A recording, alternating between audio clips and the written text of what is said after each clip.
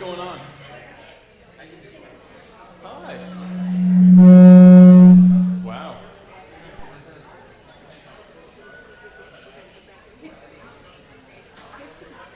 I don't think we saw Tom being in.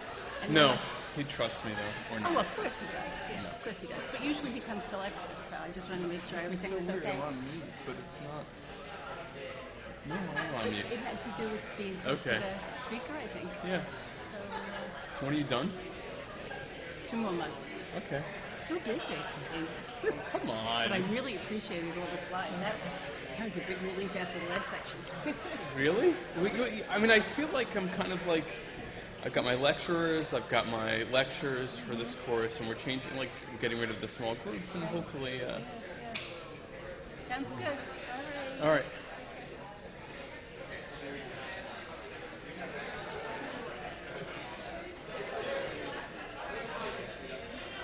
Good morning.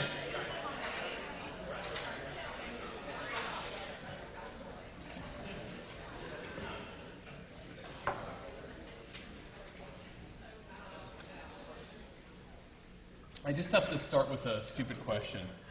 Are there dental students in here? I've been doing this for like 5 years now, and I didn't even know you were amongst us. So there definitely will be questions about people's gums bleeding coming up in the next few days, just to kind of unify everything. Every year, as the course leader, I get harshed on for not having recommended textbooks, even though I just say all the lectures, all the questions on the test come from what's either on the slides or what comes out of our mouths. But people want us to have recommended textbooks. So there are 2 not recommended textbooks, which I don't recommend that you don't look at. But this is where a lot of the cartoons, not like the Bugs Bunny cartoons, but a lot of the graphics that we use come from Essential Hematology. And so that might be useful to look at. And the ASH Image Bank, ASH is the American Society of Hematology, a lot of the pictures of blood that I use, and some of the other lecturers use come from there. So if you find that I or the other lecturers are wanting and you just want to cross-reference other things, these are the things I don't recommend that you don't look at, but they could be helpful for you to consolidate your knowledge. But again, the questions will come from what's on the slides and what comes out of our mouths. And you can only hear what comes out of our mouths if you're here or watch us. I have no conflicts of interest. Blood is the coolest thing in the world. I think I'm supposed to say that. When I sat in your chair 17 years ago, I first looked at blood up on the screen, and I just said holy something, and kind of never looked back from there. All doctors need to know basic things about blood, irrespective of what field you go into. You need to know about the different kinds of blood cells. You need to know about their production. And you've learned about negative and positive feedback mechanisms all year long. Most of physiology is governed by negative feedback mechanisms, and that's also true of blood cell production. And blood diseases either come from abnormal numbers of blood cells or when blood cells don't behave properly. So blood is broken into 2 basic components. There's the cellular part, and there's the liquid part. Except we don't call it liquid, we call it plasma. And most of plasma is water, but within the water, there's a little bit of sugar, and then there's a lot of protein.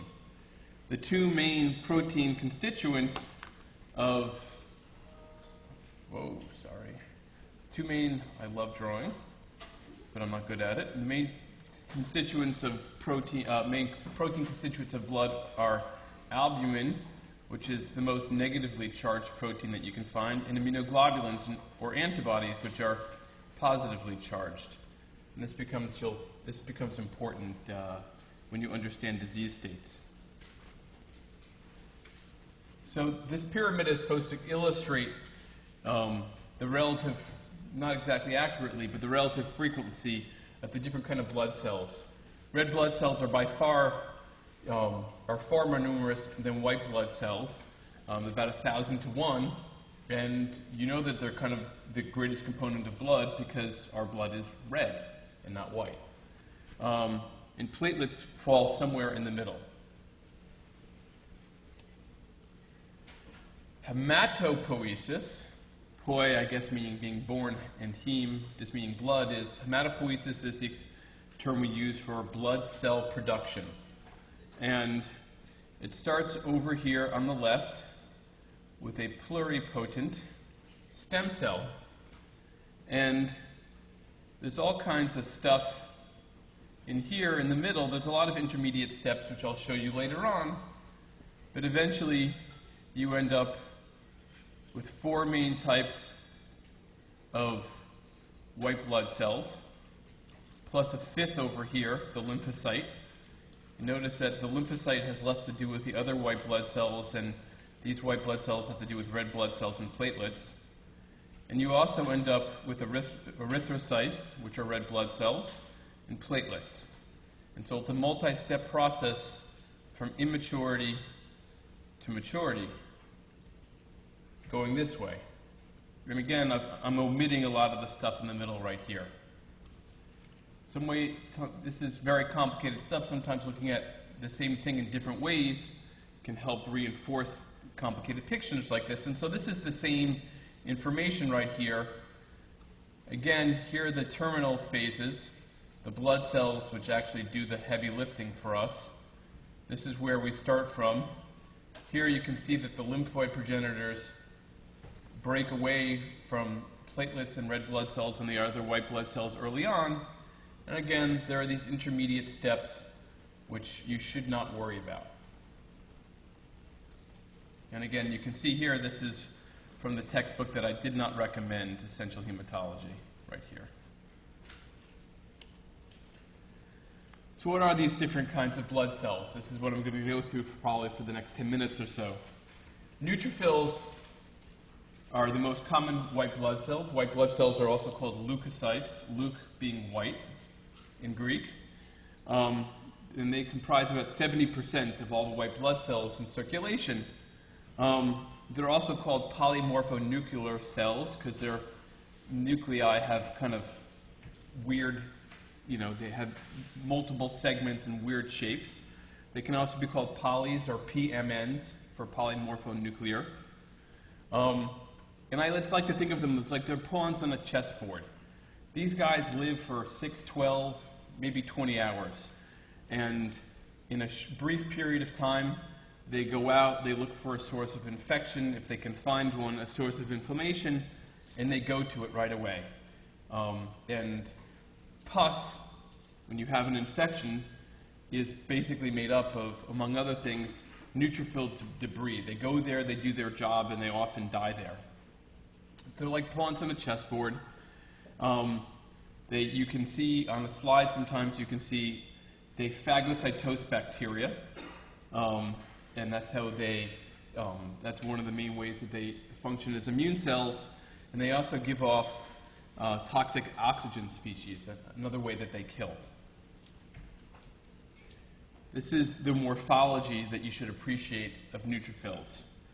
They have the color of cytoplasm is essential in appreciating white blood cells and just being able to differentiate them. So these guys have pink cytoplasm.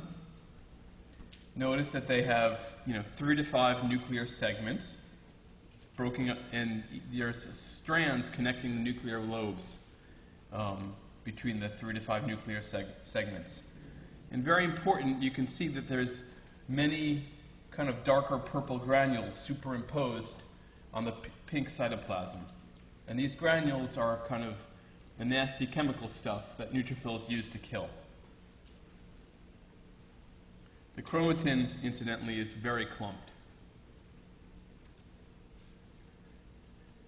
Band cells are just a slightly immature version of neutrophils. You can see that if this kind of happy face nucleus, just strand it a little bit, it could end up into a 3 or 4 strand neutrophil here. So this is just a stage of development just before neutrophils, but they're highly functional in terms of they can attack pathogens and kill them.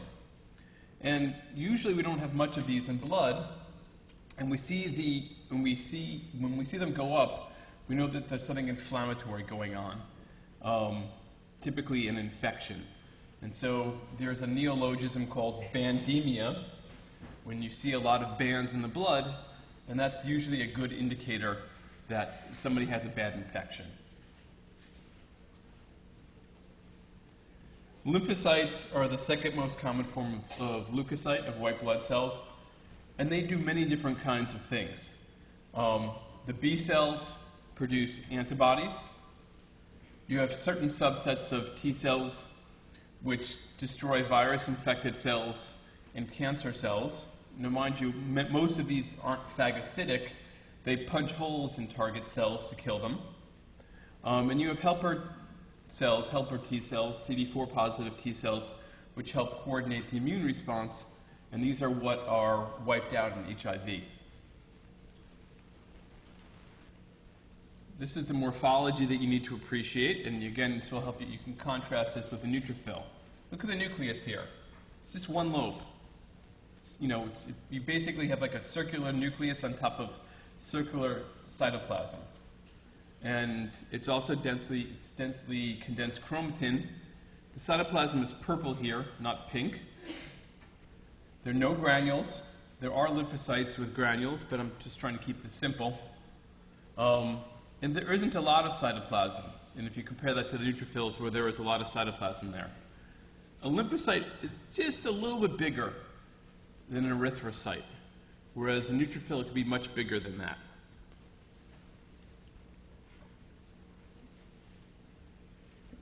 This is the basic lymphocyte ontogeny. Again, this is kind of the far left side of the diagram I was showing you before, and there's a lot of intermediate steps right here. And then you get to these 3 basic types of cells. CD4 T cells can turn into CD4 helper cells or CD8 killer cells.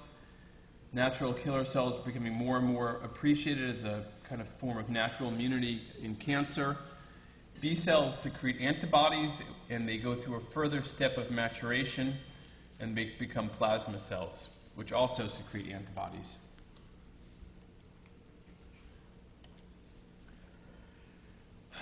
When I first took immunology, the instructor mentioned that monocytes are kind of the garbage men of the immune system, and more than 15 years later, it's still true. Monocytes just clean up the mess wherever there's one.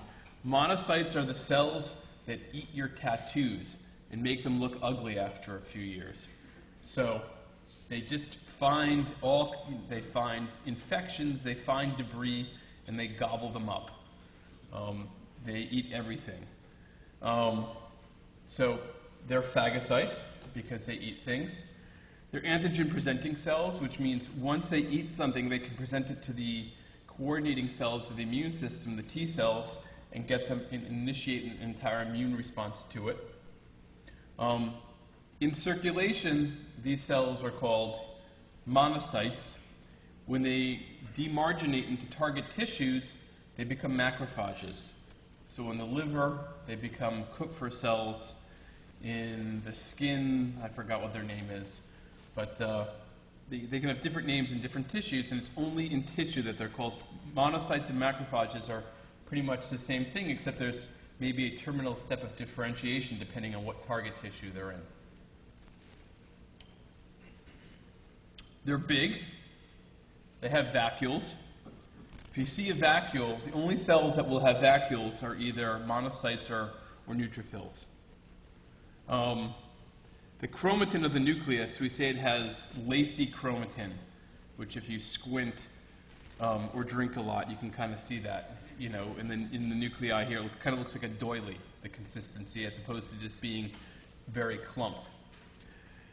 We often say that the nucleus is kidney-shaped, or it's kind of ugly-shaped. I mean, this is definitely kidney-shaped here. Here you have to be a little high to see that, but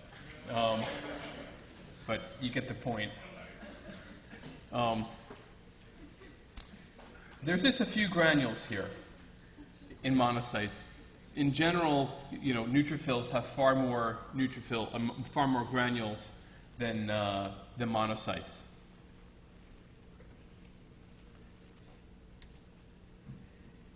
Eosinophils are beautiful. They're these bilobed cells. They're just a small component of the blood. There's just a few percent, usually less than 5% of all leukocytes in circulation are eosinophils. And these big, fat, juicy granules are filled with vasoactive compounds. And so when you get an allergic reaction, it's at least partially attributable to eosinophils degranulating. Eosinophils are thought to, when you have a parasite, your eosinophil count will go up. And that's one of the main reasons why we see people with high eosinophil counts. What I've never been able to understand is like a patient with like a big tapeworm and these little eosinophils trying to like go up against it, shooting it with granules. It doesn't seem to work in terms of actually being a way to kill off a parasite, but nonetheless, that's what happens. They have these big, juicy red granules, and they typically have a bilobed nucleus. No one knows what these dudes do. They're very rare. In general, when we see them, when we see them, we start to think that something's going on. And they kind of look like eosinophils. They're bilobed, and they've got big granules, but these granules are purple. And these are the only cells where you can see the granules that are overlying the nucleus. And everything else, the nucleus and the granules are distinct from each other, but you can see that they overlie each other here. We don't know what they do.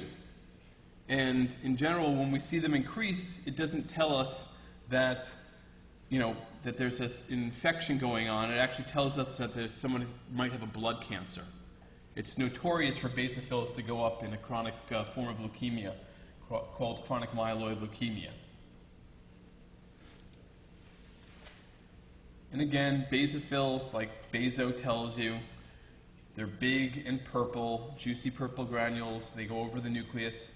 The cytoplasm is purple also.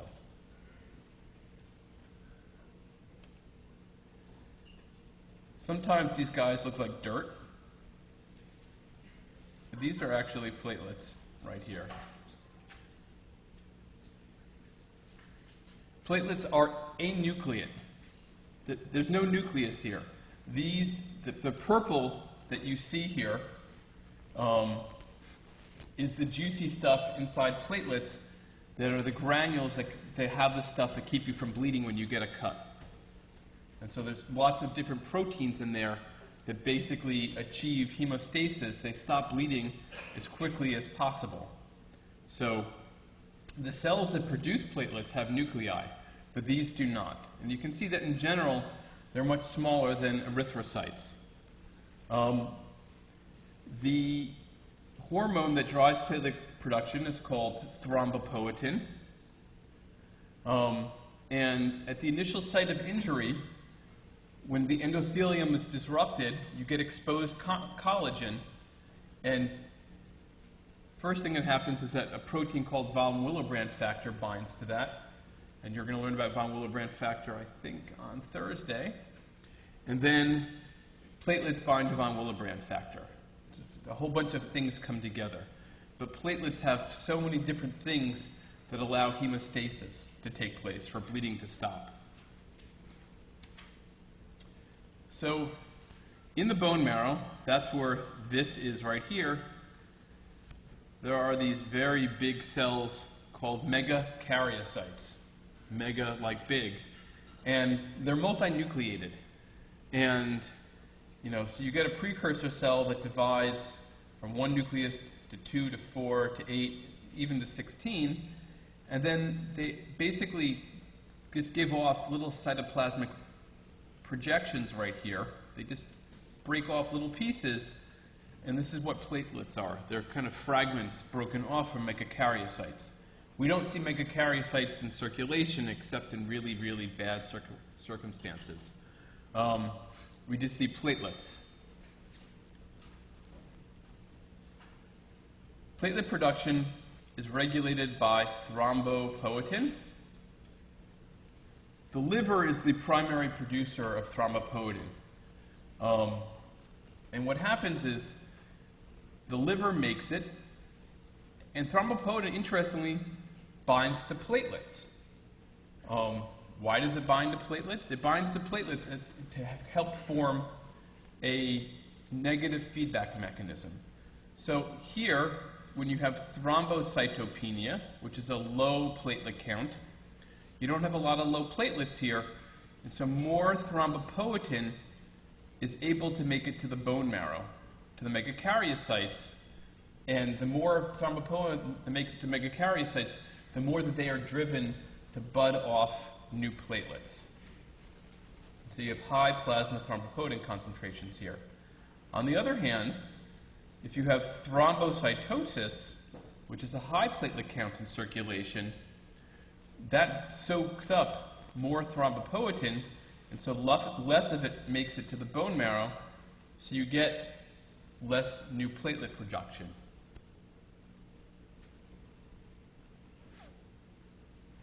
You only get what you need, so to speak.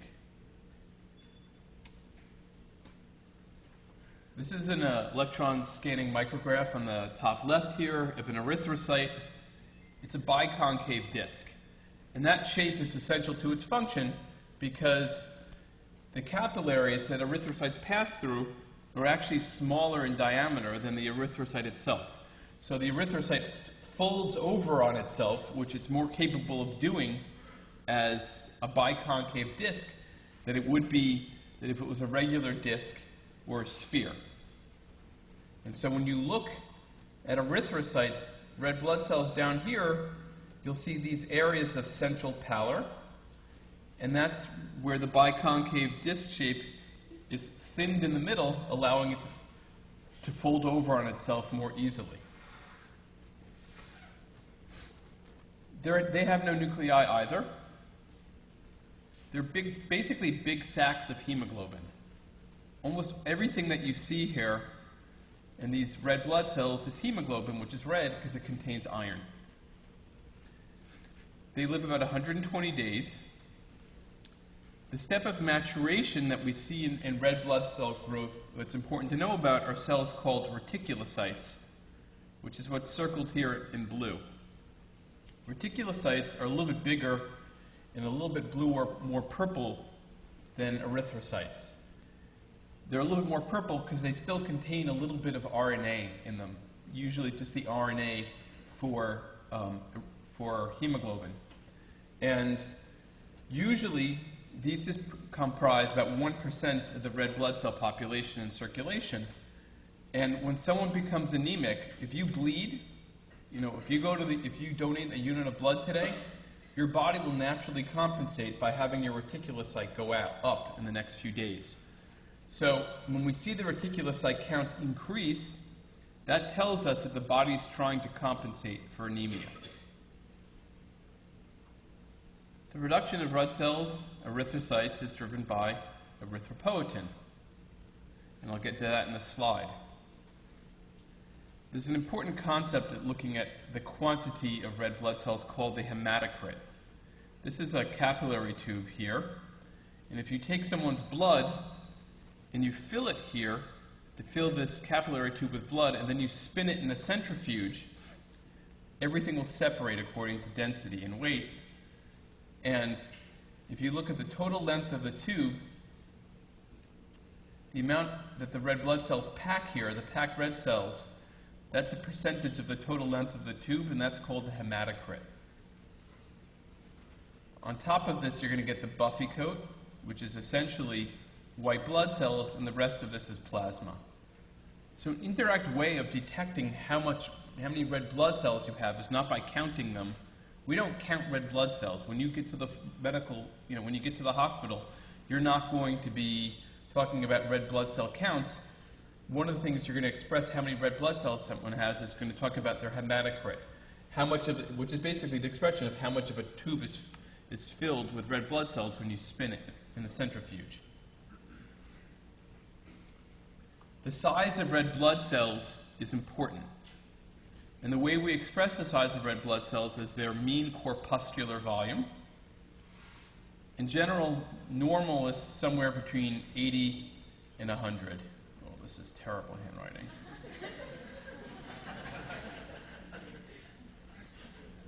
Don't tell Dr. Garrett. That's kind of better. So normal MCV for red blood cells is around 80 to 100. And you can just see how you get a different change in relative size based on the MCV of these red blood cells. And so, from here to here is normal. The more you go in this direction or this direction, more that tells you that there's something wrong. And so different disease states can give you very large or very small red blood cells. Very small red blood cells are made in people with iron deficiency, for example, which is the most common form of anemia in the world. Very large red blood cells are made in people who have vitamin B12 deficiency. So the size of the red blood cells, which is always given to you, this number is important for understanding, if there's something pathologic going on.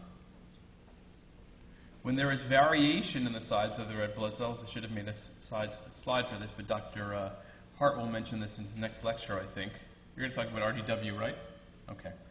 When there's variation in the size of red blood cells, let's say it's just monotonous and there's something called RDW. Sorry, let me go back. There's something called RDW, which is red cell distribution width. And so if everything's the same size, if they're very uniform, if everything is this size, you'll have a low RDW. If you get lots of different red blood cells of lots of different sizes and shapes, then your RDW will increase, and the high RDW will tell you that something abnormal is going on. But there's more to come on that. This biconcave disc is supported by a very kind of intricately constructed membrane and proteins within the membrane. The cytoskeleton is very, very important here. It's got to maintain this biconcave disc for 120 days. And there are proteins here like spectrin and ankyrin, which help ankyrin like an anchor. It helps anchor these plasma membrane-based proteins to the cytoskeleton right here. When these proteins are mutated, you get red blood cells that have abnormal shapes. For example, there's a hereditary disease called spherocytosis that can occur in ankyrin or spectrin, and instead of getting these biconcave discs with central pallor, you get these small red blood cells which have no central pallor. They look like globes. They don't fold over on themselves well when they go through they go through narrow caliber blood vessels, and therefore they get removed from circulation more readily. And so these patients will have what we call hemolytic anemia, where their red blood cells get destroyed too quickly. And again, this can be because of an inborn defect in one of the proteins that maintains the cytoskeleton of erythrocytes. And this is just a graphic for how it happens. Here is what a biconcave disc looks like, and because the cytoskeleton isn't maintained, you get release of microvesicles from this biconcave disc, and it becomes a spherocyte, and they get trapped in the spleen, and you get hemolysis, which is early accelerated red blood cell destruction. You can also get elliptocytosis, which comes from different mutations in these proteins which maintain red blood cell structure. How do we look at all this? Taking a step back. I've shown you the mature blood cells. This all goes on in the bone marrow biopsy. So if you want to figure out what's wrong with someone's blood and you can't figure it out from blood tests, you go to here. The blue arrow is pointing to the iliac crest, which is where we take samples of bone marrow when we want to figure out if something's going wrong. This is a big, thick bone. It accommodates big, thick needles. This is a very big needle, and it's actually got a trocar in it. And when you take out the trocar, when it's inside the bone right here, it gives you a hollow space. And you can drive this into the bone with a very primitive twisting, grinding motion. And it will give you this little piece of bone marrow right here. And this hasn't changed much in the past 100 years in terms of how we do this. And we take this piece of bone and we can slice it and look at it and stain it and look under the microscope. This right here, this waxy stuff, is cortical bone. If you didn't have this, you'd be like a boneless chicken. This is what gives you your this is what supports your skeleton. There's lots of fat in your bone marrow. Even if you're a high-performance athlete, you still have fat in your bone marrow to nourish what you see, these, all of this other stuff other than the waxy stuff and these big white blobs. This is hematopoiesis. This is blood being made inside the bone marrow. This is what this looks like in higher magnification. Myelopoiesis, hematopoiesis we're talking about before is the production of blood cells in general. Myelopoiesis is white blood cell production. This starts with a cell called a myeloblast. It's very big. It has a nucleolus right here. It turns into a promyelocyte, and then a myelocyte, a metamyelocyte. That gets you to the band that we were talking about before, and then to the neutrophil. In general, these cells you should see in circulation. If you see any of these cells, generally only exist in the bone marrow. All of these cells you can see in the bone marrow. You should not see these 4 cells in circulation, and if you do, there's something wrong. The way to remember this is that the order of these is the Greek word for before is pro, the Greek word for after is meta. And so the promyelocyte comes before the myelocyte, and the metamyelocyte comes after the myelocyte. And this is just the stages of maturation from its earliest form to its most mature form.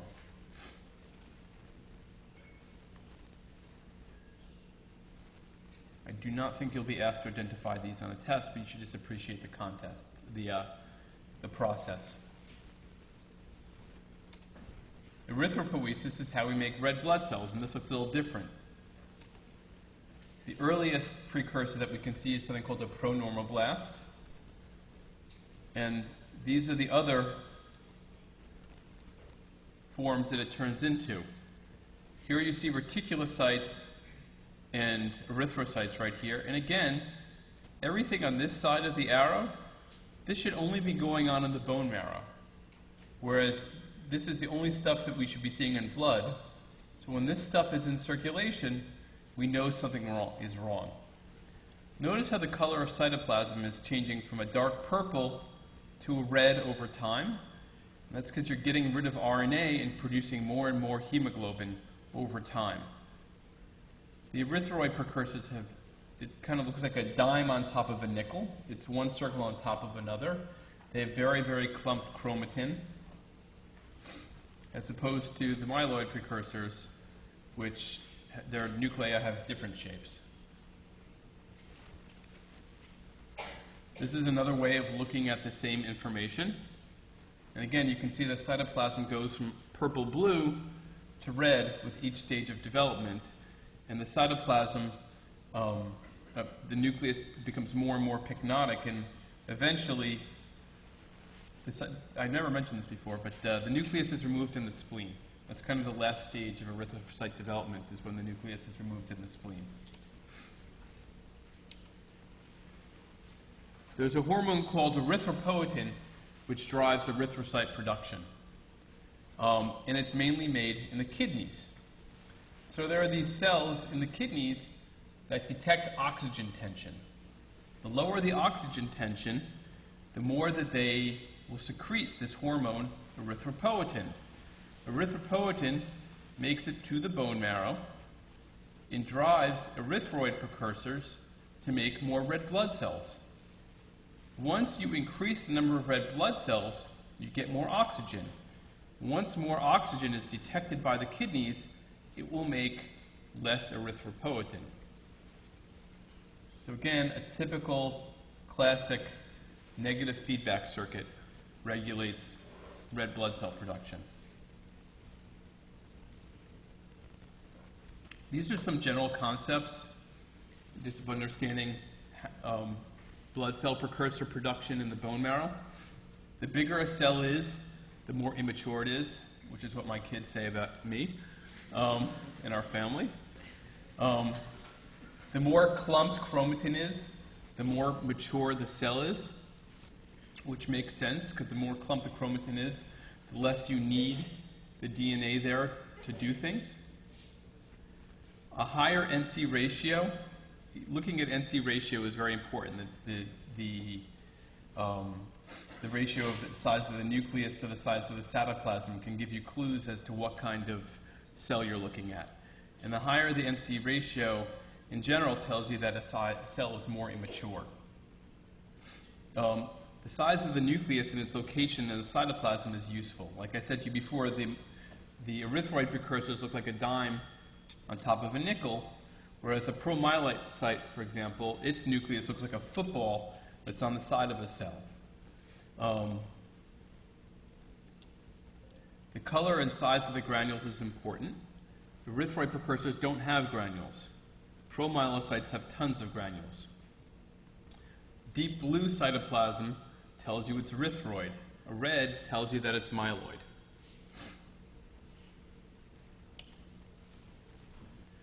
When you actually start practicing medicine in the middle of your second year of medical school, we're not going to just give you a bunch of counts. This is how information, this little graphic right here is how information about blood cells is presented. This is how we talk about blood in medical practice. You'll see this is not how it's reported on the computer, but this is how you put information in the chart. You have this little 4-box graphic here. On the left side, you have a white blood cell count. In the middle, on the top, you have hemoglobin, which is just a chemical calculation of not how many red blood cells you have, but the concentration of hemoglobin, which is the active chemical inside red blood cells. And that's the most important determinant of your oxygen carrying capacity.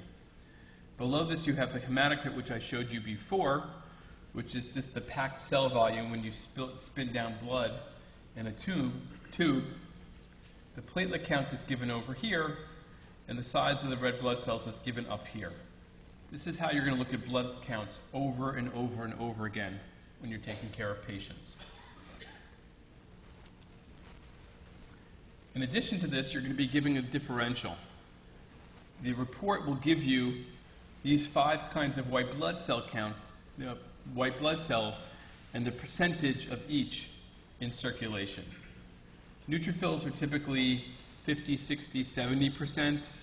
Lymphocytes are 10 to 20%. Monos are 5 to 10. And the other ones are just a few percent. And sometimes you won't even see them. But you'll get what we call the diff, or the differential. It will be reported to you when you request it. So I'm just going to take the next 10 minutes and talk about diseases of white blood cells. The most common disorder that we see is actually just low white blood cells, leukopenia. And that's depending on the laboratory account of about 3,000. You can subdivide that into 2 main forms of leukopenia. There's neutropenia, which is low neutrophils, and lymphopenia, which is low lymphocytes. And there are different degrees of neutropenia, which you can see up here on the slide. Very importantly, the more neutropenic you are, the greater your risk is of getting an infection, which is just a very important concept. So when we give patients chemotherapy, the more we suppress their neutrophil counts with chemotherapy, the lower it gets and the longer it stays there, the more likely we already have our patients get infections. So this is what we call the absolute neutrophil count. The number of neutrophils, in a unit of volume is a very, very important concept.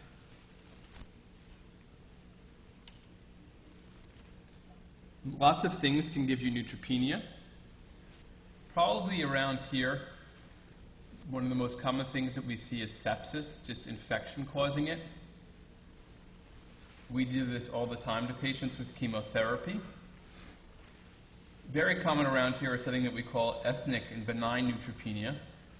We see this in African American and dark-skinned Hispanics, and this is something that you're born with, where because of certain genetic differences, you just have a lower neutrophil count from birth. And these patients can have very, very low neutrophil counts, and they don't get infections. There are lots of other things that can cause neutropenia. They're less common. Lymphopenia, probably the thing that really got lymphopenia on the map was HIV. The more severe your HIV became, the more lymphopenic you became. As part of lymphopenia that you get with HIV, you get elevated gamma globulin. When you lose your helper T cells, your B cells that you have around start nonspecific secretion of antibodies. So you can get very high antibody levels of patients with HIV, even though they're lymphopenic. And these antibodies aren't helpful, they're just garbage. They're not for targeting a specific pathogen. So if you see a lymphopenic patient with a high antibody level on the floor, you should think about HIV. Steroids, like prednisone and dexamethasone, which are some of the most common medications that we use in the hospital, these function, these are immunosuppressive. These get rid of inflammation by killing lymphocytes. And so if you have a patient, a pediatric patient, who's on steroids all the time for asthma, they'll become lymphopenic. Certain viral infections can cause lymphopenia. Certain cancers like Hodgkin's disease can cause lymphopenia. Probably steroids and HIV are probably the two most important causes of lymphopenia in the hospital. Neutrophilia is the opposite of neutropenia. Here you love neutrophils so much you make tons of them. And here the upside down pyramid kind of just shows you the relative frequency of causes of neutrophilia. Kind of makes sense. If you're infected, you know, if you get a cut on your finger and it gets infected, your neutrophil count is going to go up as a natural reaction to try to get rid of that infection. Steroids, I told you before, can affect your immune system function by killing lymphocytes. But one of the other things it does is it makes your neutrophil count go up. It doesn't make your neutrophil count go up by making your body produce more neutrophils. It takes neutrophils, which are not in circulation, and puts them into circulation.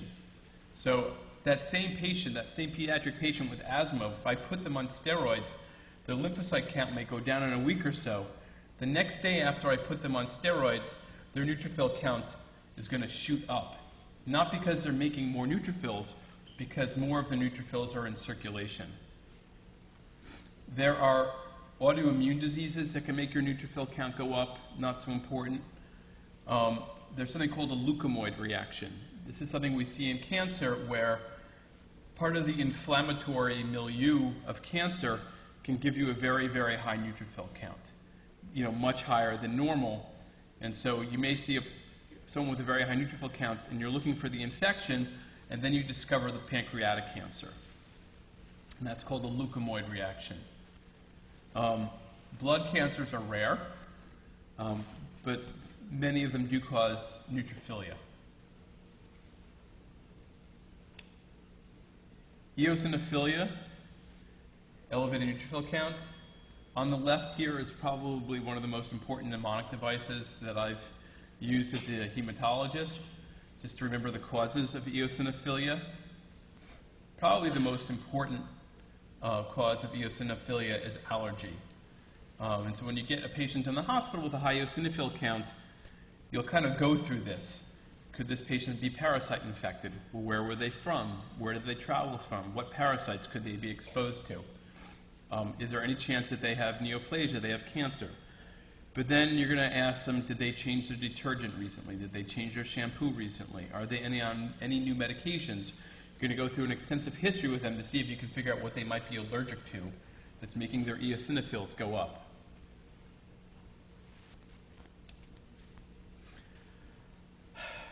I'm not going to go over these. These are rare white blood cell disorders. I'm not going to teach you about these because basically what you need to do is look at this slide about a day before you take the boards and just cram it. I see a little bit of this every year as a hematologist. But in some of this you'll learn on the floors, but this is not, this is not bread and butter that you should focus on right now. Which means that Dr. Garrett will probably put like 3 questions on this stuff on the test just to punish me.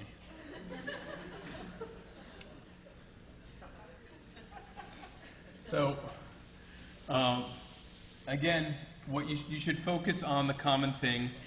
You should know what the basic blood cells are and what they do. You need to appreciate their appearance. If you can get a basic understanding of how things progress in the bone marrow, myelopoiesis and erythropoiesis, you're not going to be tested on the different precursor forms that I showed you. That's what we test our fellows on. But if you can just appreciate the orderly process going from the most immature to the mature, that will be helpful. You should appreciate the different negative feedback mechanisms that we use to drive, say, platelet and red blood cell production. And again, I've only showed you white blood cells, and actually red blood cells here, but either abnormal number or function of blood cells is what gives you blood diseases. I'll take questions now.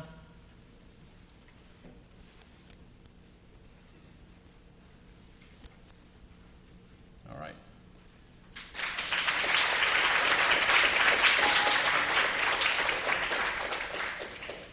I'll be up here for the next few minutes for anyone who really wants to ask questions.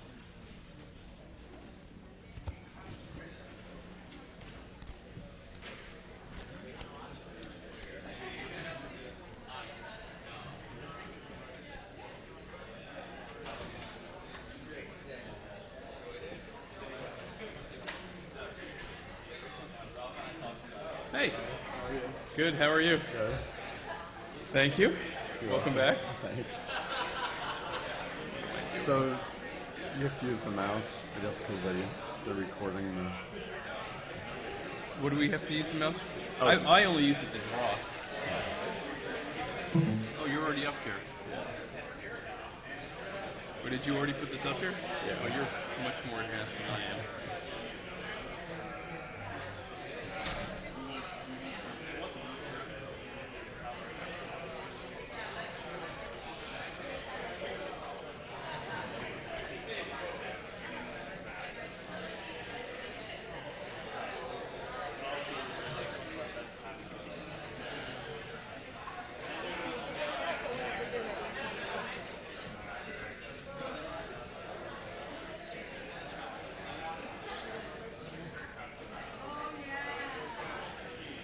So there's a pointer, but if you use the mouse, they can see the other pointers. Okay.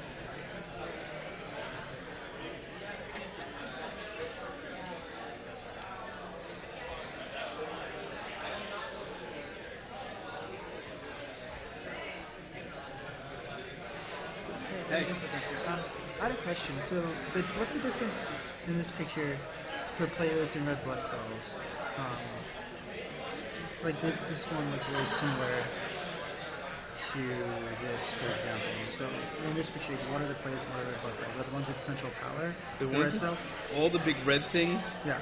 are red blood cells, and the small purple things are platelets. Oh, okay. And that's because they have Granules. granule. Okay, they have histamine and other. Okay. Okay, that's simple. Okay. So is this also is this? That's also a platelet. Oh, okay. I see. Okay, thank you. Mhm. Appreciate it.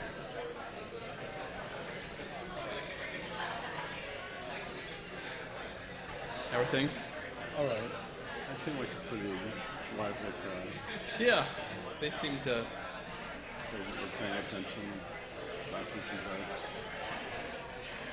Yeah, I didn't try to joke around as much as I usually do, but I will later on in my other lectures.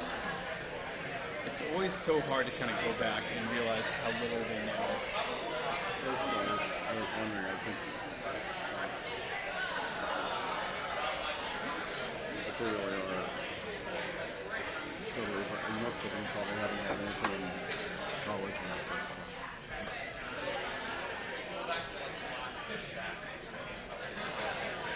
I've spoken with. I think you guys have a new faculty member starting in. Yeah, she was emailing me a lot because she's particularly interested in thrombosis. And, yes, we see a lot of clotting in adults, and so we will work with her when she comes. Sure. Yeah, that's going to be what neurofocus is supposed to do. And that's all of our inpatient consults. Right. Are you working? Are you on consult now? I do 20 weeks a year. It's like what we do. It's a lot of that. So this is an off week. It switches week to week. So 20 weeks is kind of like every other third. Yeah.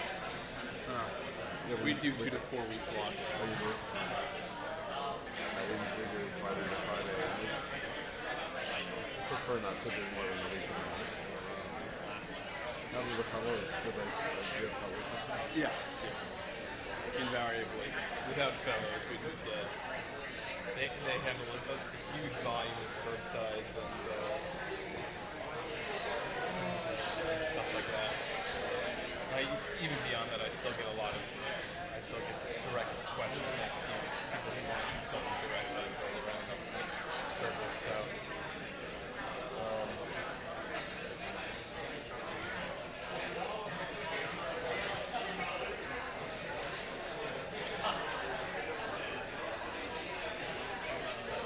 We have fellows still, but about, I guess, 8 weeks a year.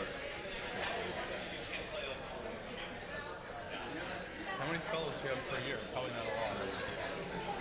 We're up to 7. Are you? Well, there are more sick adults and sick children.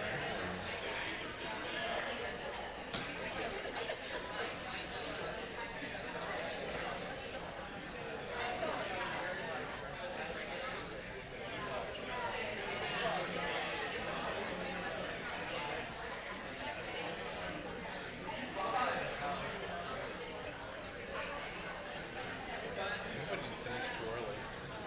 No, you were on the time.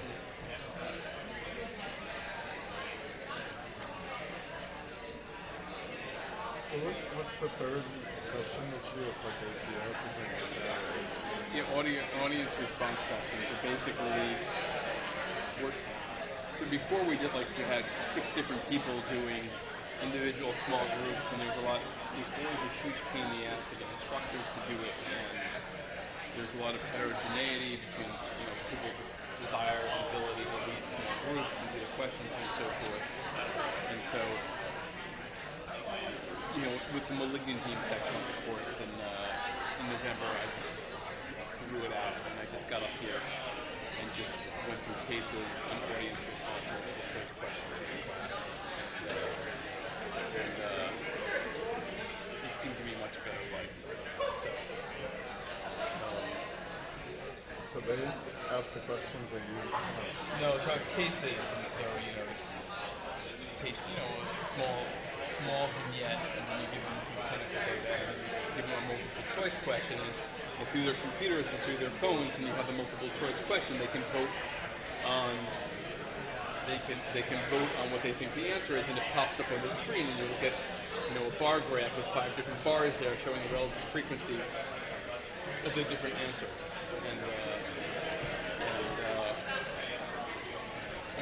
and if it's like split, if everybody gets it wrong, then you don't give them the answer. You go back and have them work it out with each other. And if everyone gets it right, then you move on and so forth. So we're just.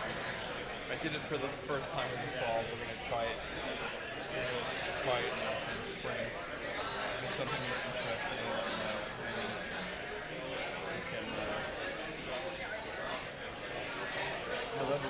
because I like the interaction. That sounds like that's what it's all about. Yeah, it's hard to draw them out, but then it's harder to draw them out in the beginning once they get more comfortable with them. It gets easier.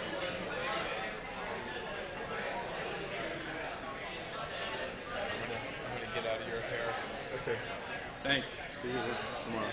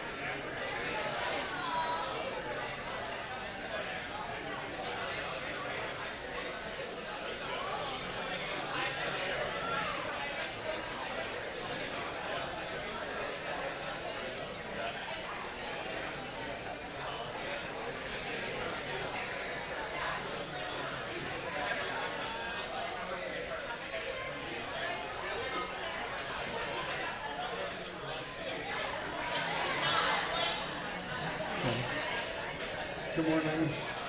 Hello. Can everybody hear me? That's okay. Okay. I'm David Hart from Pediatric Hematology, and today we're going to be talking about iron. If you have any questions, please just ask the question at the time. It makes it much more interesting for me and for you. I have no financial interest to disclose. These are the objectives which you can read. But basically the reason that hematologists talk about iron is what Dr. Eisenberg mentioned, is that the red blood cells, the thing that makes red blood cells red is hemoglobin, which is the iron-containing pigment. And about 70% of the iron in the body, if you have about 3.5 grams of iron in the body, about 70% of it is contained in the red blood cells. The rest of it is in the liver or in the myoglobin in the muscles or in other organs. But as we'll talk about, the ecology of iron in the body is very closely regulated, so that there's very little loss of iron from the body, and you only need a couple of milligrams of iron a day in order to maintain this homeostasis. Iron is, as you know, a reactive transition metal, and its ability to go from the ferric to the ferrous form is what makes it reactive, but also makes it useful in many biological processes. But because it's so reactive, it's complexed in proteins that limit its reactivity, because free iron in the body is very toxic. So that iron is because of this reactive nature, iron is very closely regulated, and disease states occur when either you have too much or you have too little iron. In most of the iron in the body is in heme. Heme is a protoporphyrin ring with the ferrous Fe2 iron in the center. So this is the heme, and the protoporphyrin maintains the ferrous iron in the Fe2 state, and this allows oxygen to come in and be released by maintaining the iron in the Fe2 state. Heme in turn is contained in the hemoglobin, so that in hemoglobin there's 4 protein chains, 2 alpha chains, and 2 beta chains, and each globin chain has a heme group associated with it. And this, because heme itself, iron is reactive, heme itself is reactive, but hemoglobin maintains the heme in such a state that the oxygen can be obtained or released from the hemoglobin. And as you know, red blood cell function is respiration. Hemoglobin is essential to this because hemoglobin is the molecule that oxygen will bind to the heme and the hemoglobin, or it can be released, so that the basic function of red blood cells is to obtain oxygen from the lungs and to carry it to the tissues. As Dr. Eisenberger mentioned, this is an EM of the platelets and then the white blood cells. Here's the red blood cells with this biconcave disc. In terms of thinking about different forms of anemia, this can be in causes that are one way of classifying anemia is by thinking of things that are intrinsic to the red blood cells. So the synthesis of hemoglobin, today we're going to be talking about the nutritional deficiency of iron, but also can be deficiencies of folate or B12, problems with hemoglobin itself, either mutations in hemoglobin or dysregulation of hemoglobin synthesis, and I'll be talking about this more tomorrow, or porphyrias, which are disorders with the formation of heme. Remember, the heme is protoporphyrin 9 plus the ferrous iron, so you have abnormalities of formation of the protoporphyrin ring. These are the porphyrias. Other causes of anemia that are intrinsic to the red blood cell are the membrane deficiencies. Dr. Eisenberger talked about spherocytosis and elliptocytosis, but also the enzymes that maintain the metabolism of the red blood cells can be disordered. And frequently, problems that are intrinsic to the red blood cells can either cause an increased destruction or decreased production, or a combination of the two. Anemia, you can see, as an immense worldwide or global impact. If this is the incidence per 100,000, you can see that in both 1990 and in 1990 and 2010, these are the prevalence of anemia. You can see that as a pediatric hematologist, there's a vast incidence of anemia in the early years, so that up to 80,000 per 100,000 children are anemic in the early age group. And then women during the childbearing age have a higher incidence of anemia, and you can see that this persists then throughout the lifespan. And when studies look at what are the causes of anemia, you can see that iron deficiency, both in women and men, is the main, most common form of anemia worldwide. Other causes of anemia are, you can see, hookworm infestation. And actually, hookworm infestation causes blood loss, but it also causes secondary iron deficiency because you have loss of the iron through the red blood cells. Also malaria. Tomorrow we'll be talking about sickle cell disease and thalassemia. So, as I mentioned, iron homeostasis in the body is very tightly regulated, and most of the iron in the body is just recirculated, so that the iron that's there is recirculated through the various compartments. So that most of the iron, about 20 milligrams a day, goes to the bone marrow to produce red blood cells. And then those red blood cells, when they go through their 120-day lifespan, they're taken up by the macrophages, they're destroyed, the iron is released, this goes back into the plasma iron pool, and this circuit is maintained. There's also a portion of the iron that goes to the liver for the cytochromes and other heme-containing proteins.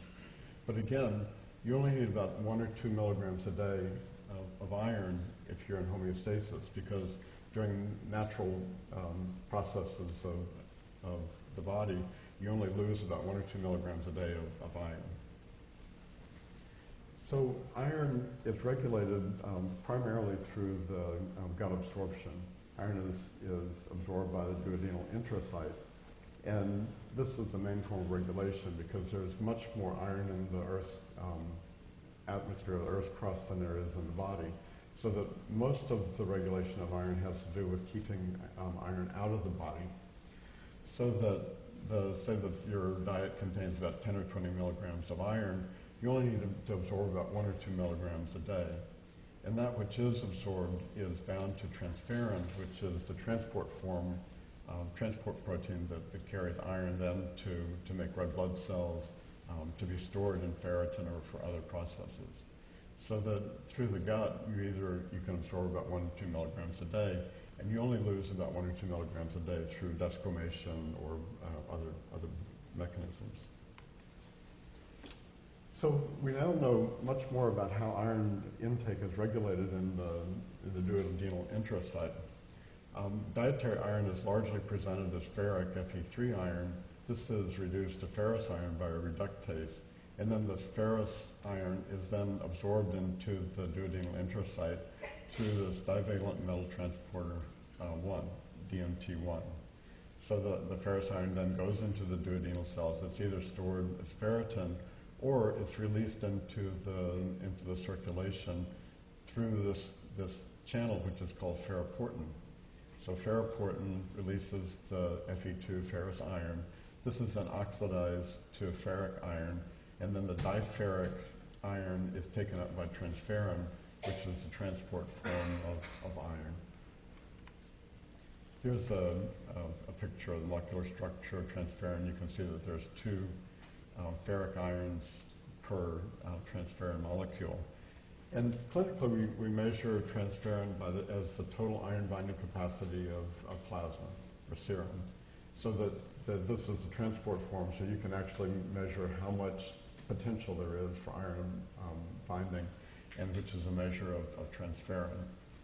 So one of the clinical tests that we do very frequently when we're evaluating for iron deficiency is to do the serum iron over the TIBC. The serum iron will tell you how much iron is actually bound to the transferrin in the blood, and then the TIBC is the total amount of transferrin.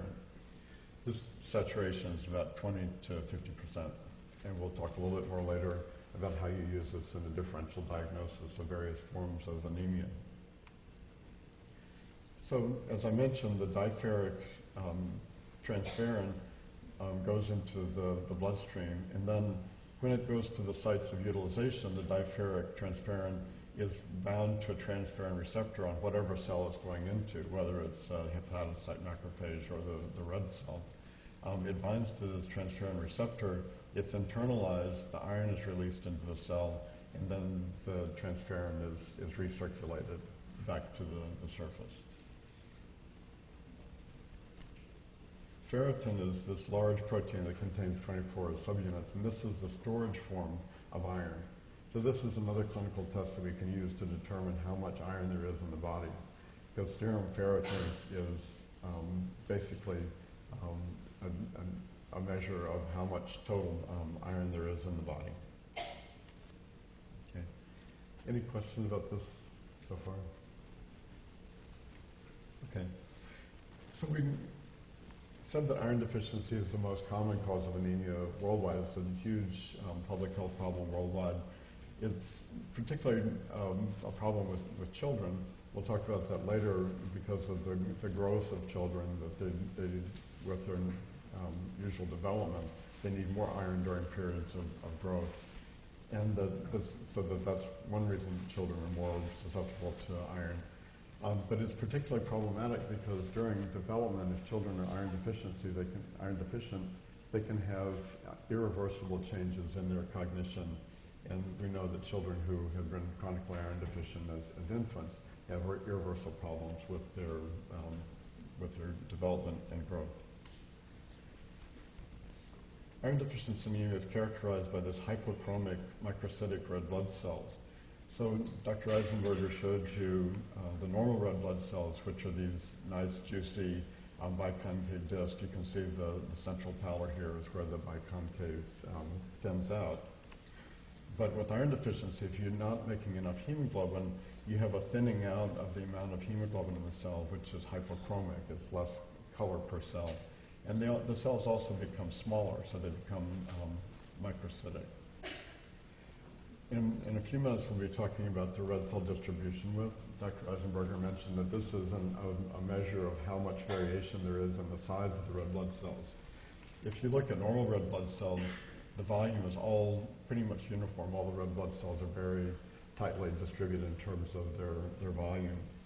But in iron deficiency, you can see that there's big cells and little cells.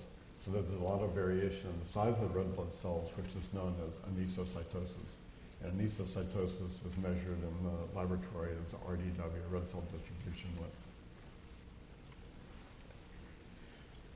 In terms of presentation, iron deficiency, because of its iron is necessary for many different processes in the body, including neurohumoral mediators in the brain, so that there's a particular behavioral profile with people who are iron deficient.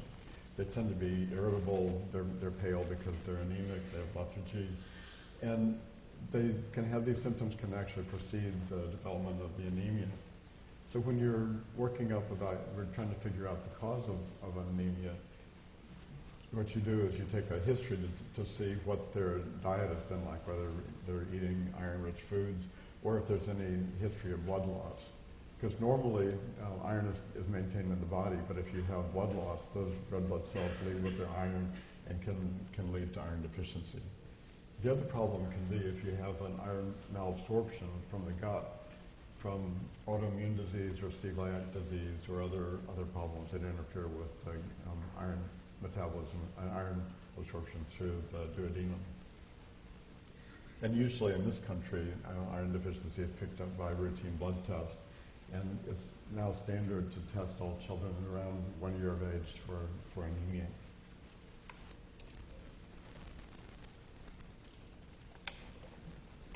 So when we're trying to work up iron deficiency anemia, the first thing we do is a careful dietary history and GI history to see if there's any blood loss.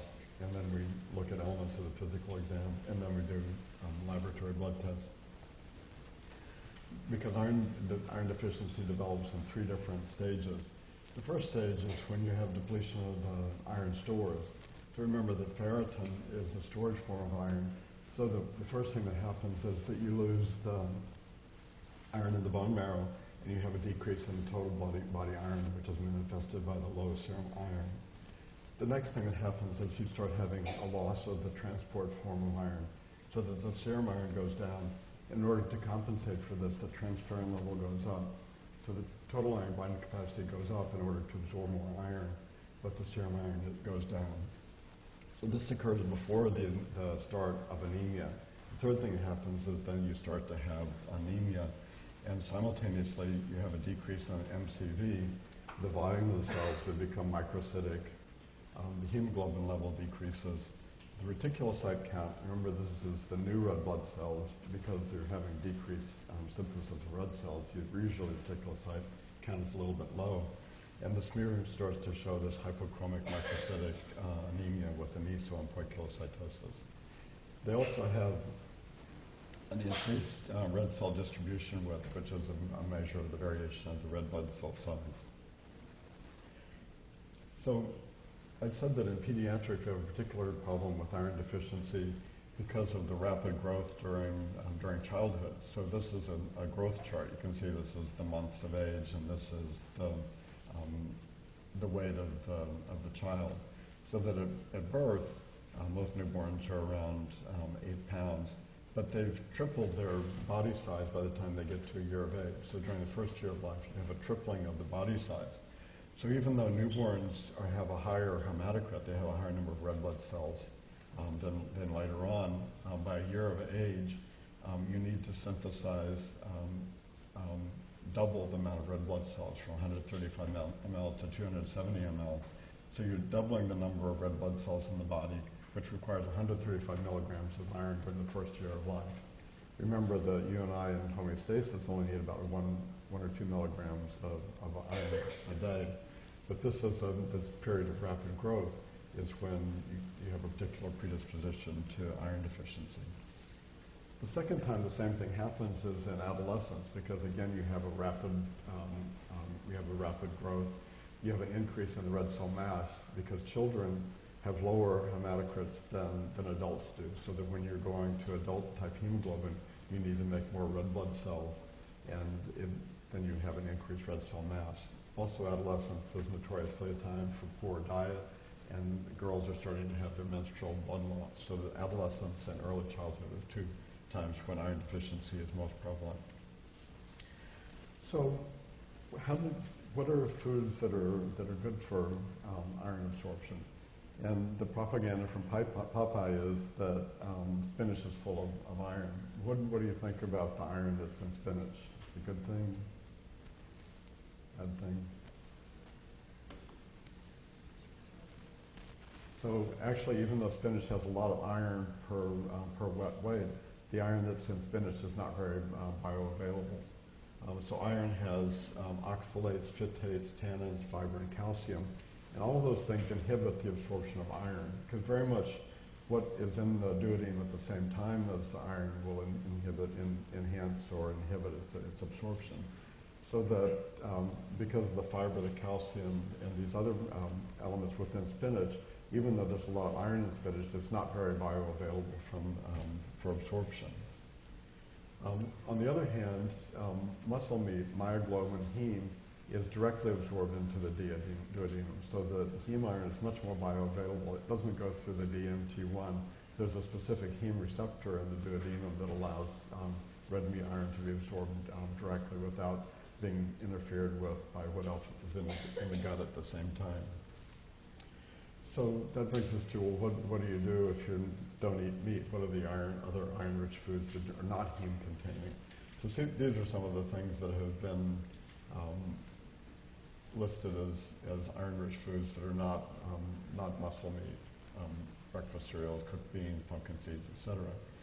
And the things that you can do to enhance the absorption of iron is by administering the iron, or give the iron absorption with vitamin C, sugar, acid, and ethanol. So when you're treating iron deficiency, you usually give a ferrous sulfate drops to the children, or ferrous sulfate or ferrous gluconate to the adolescent. And you can tell them, what would you tell them to take it with if you wanted to increase the absorption? What would contain all of these things that would enhance the absorption? Screwdriver or margarita, right? So either any kind of fruit juice with vitamin C, sugar, acid, and then a little alcohol. We tend to leave the alcohol out. But for the dental students in the room, one problem that you have with administering iron is if they just give it straight into the mouth, you can have staining of the teeth with the ferrous sulfate. But if you mix it in with orange juice or something like that, then the staining is much less of a problem. So, because iron is so necessary for so many processes in the body, there's a lot of manifestations of iron deficiency that are not having to do with the anemia. So that we'll talk about chlorosis, energy production, behavioral manifestations, et cetera, et cetera. So chlorosis was what iron deficiency used to be called in the old days, and it was in reference to iron deficiency that occurs in plants. That is called the so-called green anemia, because it was thought that people with iron deficiency had sort of a green pallor or green hue to their skin. So chlorosis was the old-fashioned term for iron deficiency hundreds of years ago. In terms of energy production, this was a study that looked at people who are harvesting latex. And in areas where there's latex production, there's a lot of hookworm infestation. So that what they found was that they did a control study where they were measuring how much latex these people could bring back to the latex barn at the end of the day and see what their productivity was, because their income and their economics were dependent on how much latex they could harvest per day. And what they did is then they treated them for hookworm, and when they treated them with hookworm, their latex production markedly increased. So they originally thought, well, the hookworms were causing this poor physical activity. And what they later concluded was it's actually iron deficiency from the hookworm manifestation that caused a decrease in aerobic energy production and the inability to harvest a lot of latex. They demonstrated this in the laboratory by making rats iron deficient. And in order to do this, you have to, it's kind of a struggle because you have to make sure there's no iron in the bars of the cage, there's no iron in the water, there's no iron in the chow. But eventually you can make rats iron deficient. And what they did then was they had them run on a treadmill and see how long that they would run until they fell off the treadmill. And they inspired them to do this by shocking them every time they fell off the treadmill. So what they found was that iron deficient rats that were then transfused up to a normal hematocrit only could run about 14 minutes on the treadmill, whereas iron replete rats, even with the same hematocrit, could run for about 20 minutes. So this was an investigation that showed that aerobic energy is dependent on iron. And it's not dependent on anemia because these rats were transfused up to a normal hematocrit. They had a deficient aerobic energy. Other things, because iron is necessary for neurohumoral mediators, is that you have pica. You have cravings for things that are not food, or cravings for things that in excess. So one popular pica is geophagia or dirt eating. Another one is pagophagia or ice eating. Pagophagia is defined as by eating more than 2 trays of ice per day. So if you're somebody who chews on ice, that may be a manifestation of pica, and this craving for non-food items that can be from iron deficiency. Other manifestations of iron deficiency is in the skin. You get spoon nails, so rather than having nails that are convex, you get like concave nails. You can also get blue sclera. Do you know what the more common, or what the classic cause of blue sclera is? Osteogenesis imperfecta, but you can actually get blue sclera from iron deficiency as well. So iron deficiency, we said it produces a microcytic or small red blood cells. So the differential includes the thalassemias, where you also have small red blood cells or microcytosis. But in thalassemia, the microcytosis persists even though you've treated the patient with iron.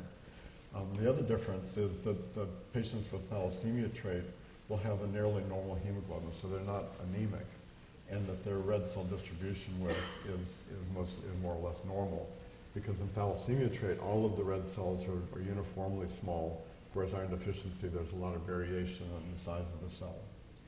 We'll talk more about anemia of chronic disease, but this is another anemia that can have microcytosis. It's an iron-deprived erythropoiesis, although it's usually normocytic. So you'll see this concept a lot the rest of your lives as iron deficiency versus anemia chronic disease. In terms of the classic blood test for anemia, for iron deficiency, you look at serum iron, transferrin, and ferritin. So with iron deficiency, the serum iron is low, you don't have enough iron. Transferrin is upregulated, so your TIVC is elevated, but your ferritin is low. This is classic iron deficiency. Treatment should be mostly dietary. It's just changing the diet so that there's more iron-rich foods. One problem is that in pediatrics, cow's milk has very, very little iron in it, and that iron that's in the cow's milk is not very bioavailable. So that if there's excessive cow's milk intake, then that can cause an iron deficiency. Up to a year of age, all infants in this country are either on breast milk, which is then supplemented with iron, or on formula, which is supplemented with iron. So the first year of life, we make sure that the iron supplementation continues. But then at 1, when they're switched over to cow's milk, if they have excessive cow's milk intake, then they're at risk for iron deficiency. Other than dietary measures, we also look for any sources of blood loss by looking at the stool for blood or asking about excessive menses, other such things. And then we give oral iron supplementation, either a liquid or a pill form. So both iron deficiency and iron overload cause a problem. In the last 10 years, we've learned much, much more about the regulation of iron ecology in the body. And this is largely by the recognition of this small hormone, hepcidin. Hepcidin was just first tried about 10 years ago. It's a member of the LEAP family of proteins. It's a liver-excreted antimicrobial protein. So it's made in the liver, the hep, and cidin. It's a cidal protein, so it's actually an antibacterial or antimicrobial protein that is upregulated when you have an infection. And this circulates in the serum and is excreted in the urine. It's a very small 25 amino acid protein. And we now know that the way that hepcidin regulates the ecology of iron is through ferroportin. So if we go back to this is the duodenal intracyte. You have the iron, ferrous iron in the duodenal intracyte. The only way for iron to get out of any cell, whether it's the duodenal intracyte or a macrophage, is through ferroportin. This is this channel for iron egress from the cell. So it's the only way that iron can get out of the cell. And the regulation of ferroportin is through hepcidin. So that if you have increase in hepcidin, the ferroportin is internalized, it's turned off, so that if you have increase in hepcidin, there's no way for iron to get out of the cell into the circulation. So in the normal situation, you just have a normal amount of hepcidin. You can see iron coming through, here's the duodenal intracyte, coming to the intracyte, leaving the intracyte through ferroportin into the circulation. Same thing for the macrophage. Iron is in the macrophage. It can get out of the macrophage and into the bloodstream. But if you have upregulation of hepcidin with inflammation or infection or through whatever mechanism, if you have upregulation of hepcidin, the hepcidin binds to the ferroportin, internalizes it, and prevents the iron from leaving the cell.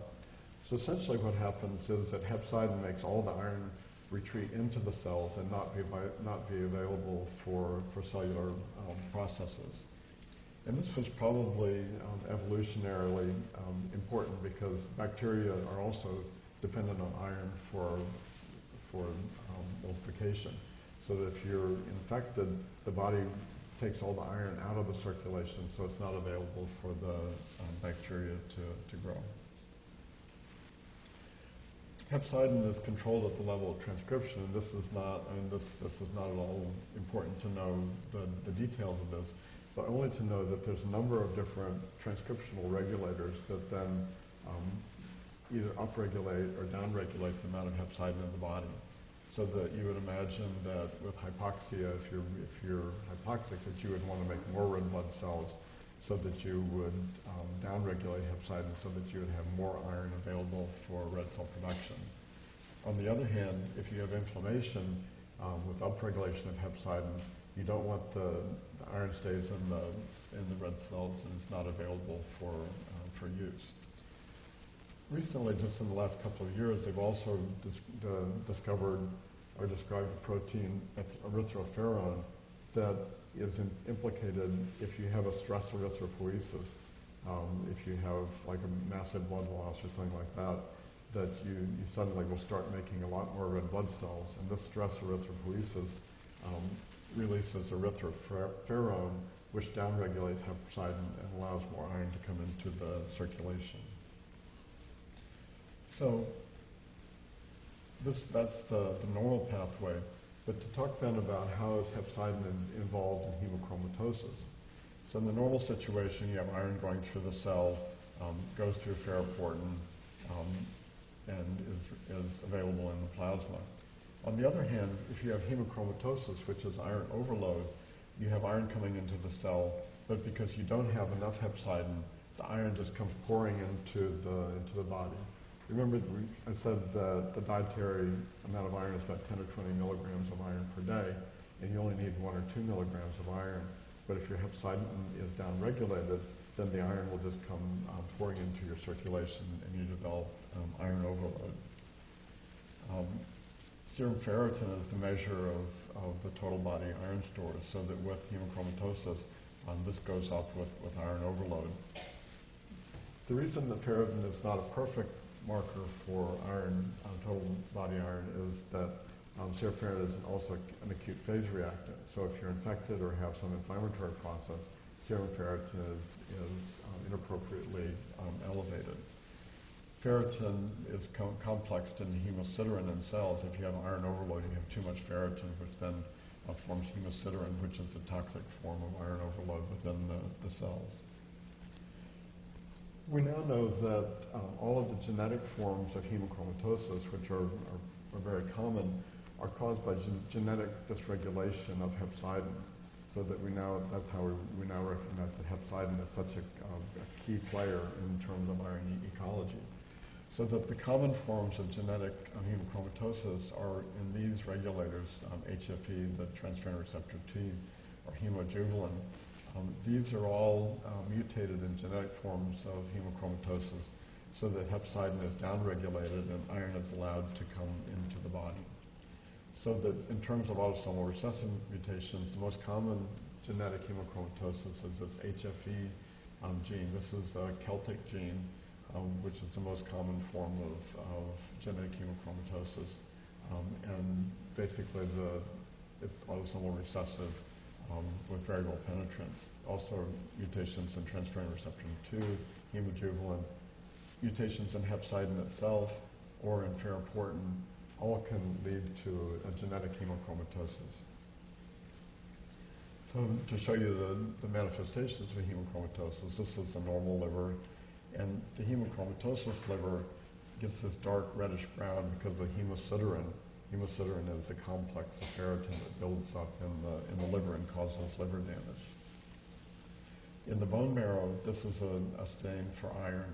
You can see that the macrophages are full of this blue staining iron, which is what you see then in hemochromatosis as well. The phenotype is that you can get vertigo, memory loss, hair loss, hepatomegaly, diabetes from iron infiltration of the pancreas. You can get a change in the skin color. You can get arrhythmias because of iron overload in the conducting system of the heart, arthritis, testicular atrophy. And hemochromatosis is in the laboratory, we know it because they have an increase in serum iron.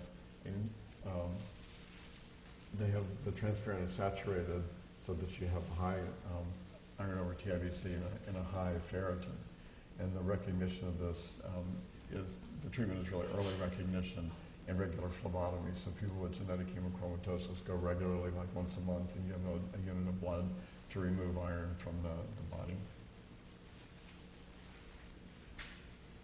On the other hand, one of the iatrogenic causes of hemochromatosis is transfusion-related hemochromatosis. We see this in pediatrics because many of our patients with sickle cell anemia and with thalassemias are on regular transfusion regimens so that they get transfused with red cells like once a month in order to maintain a normal hemoglobin. So that by bypassing the usual regulatory mechanism, every time you give a unit of red blood cells, it brings iron into the body, and there's no normal egress for the iron from the transfused blood, so that all of the iron that comes in with transfusion is maintained in the blood. The problem, particularly with thalassemia major, is because with thalassemia major you have ineffective erythropoiesis, you have stress erythropoiesis. So this stress erythropoiesis induces erythroferron, so that even though patients with thalassemia major have iron overload, their hepcidin level is inappropriately low, so they continue to absorb iron and maintain iron in the body in spite of iron overload. The opposite situation, where you have too much hepcidin, is the anemia of chronic disease. So again, same picture with iron coming through the ferroportin to go into the circulation. But if you have hepcidin overexpression, if you have inflammatory process going on, you have upregulation of hepcidin by IL-6 and other inflammatory mediators. It binds to the ferroportin. Ferroportin is internalized and degraded, so that iron is not available then for usual cellular processes. So this can either be can interfere with duodenal iron absorption, but can also interfere with utilization of iron from the macrophages, because the iron is just retreated into the cells, is not available for the cellular processes. And anemia of chronic inflammation, this process is the most common cause of anemia in hospitalized patients. It can be any number of inflammatory processes, including infection, dermatologic processes, or malignant. And even though there's iron-deprived erythropoiesis, the red blood cells are usually normocytic. Although as it progresses, then they can become microcytic because of their iron deprivation of the red cells. And in order to bypass the duodenal block of absorption, you may have to give parental iron. So to complete this classic laboratory workup, for iron deficiency, the serum iron is low, transferrin is high, and ferritin is low, as you'd expect. With anemia of chronic disease, serum iron is also low, but the transferrin level is low. You have decreased production of transferrin, and your ferritin level is actually high. Because of the inflammatory process, you have ferritin is an acute phase reactant, and you have increase in the serum ferritin. So that this is the classic way of distinguishing iron deficiency from anemia of chronic disease. In the future, once hepcidin becomes available as a testable clinical entity, that would also add some information to that. But at this point, hepcidin is not, we haven't standardized the testing for hepcidin. So, in summary, iron is essential for every cell. Dietary iron deficiency is a global problem. Body's iron is controlled by absorption in the duodenum, which is regulated by hepcidin, and there's no normal mechanism for iron to leave the body. Hepcidin is the master regulator of iron in the body. Genetic defects in the synthesis of hepcidin cause hemochromatosis. On the other hand, if you have increase in hepcidin production with inflammation, the iron becomes available and you have anemia of chronic inflammation. Any questions?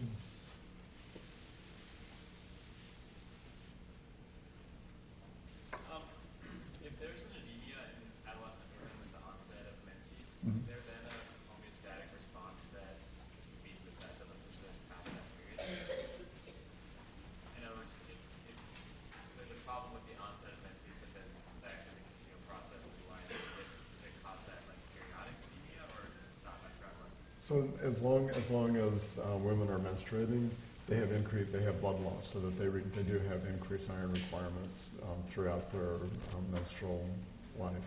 so that as long as there's a regular loss of red cells, then they do have an increased iron requirement throughout until menopause. It's just that in adolescence, there are two things going on. They have the rapid growth with the increase in body mass and red cell mass at the same time that the menses are starting, so that adolescence is before you get back to some sort of homeostasis.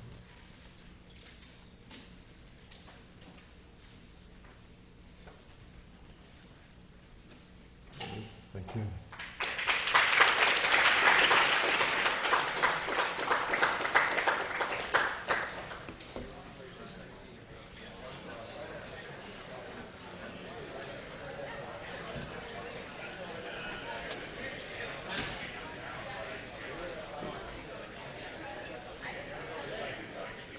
Thank you.